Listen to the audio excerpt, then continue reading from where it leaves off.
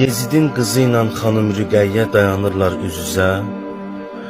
O dedi, təqdim edim mən özümü şah qızıyam. Bu dedi, şah ona quldur, Rəsulallah qızıyam. O dedi, şahdır atam, kürsüsü bellərdə gəzir. Bu dedi, sus, babamın qundağı göylərdə gəzir.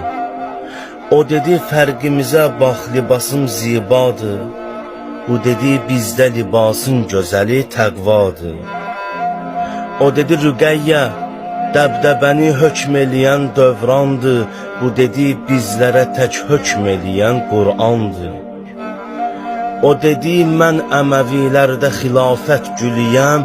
Bu dedi, mən də Hüseynin qızı cənnət gülüyəm. O dedi, fəxr edirəm ki, Əməvi dövləti var. Sizi məğlub eləyibdür, deməli qüdrəti var.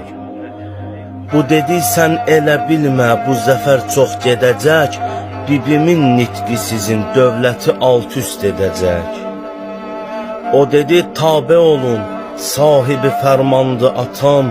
Bu dedi, kulli yaranmışlara sultandı atam. O dedi, şah qızı olmaqda üzün yoxdur sənin. Necə şəhzadəsən Rüqəyyə, adikən üzün yoxdur sənin. Saray əhli sözü alqış elədi bəhbəhlə. Güldülər saxta gülüşlərlə, yalan qəhqəhlə. Çoxluğun hayküyü saldı bu qızı təsirinə. Zeynəbin bir sözü gəldi bu qızın xatirinə.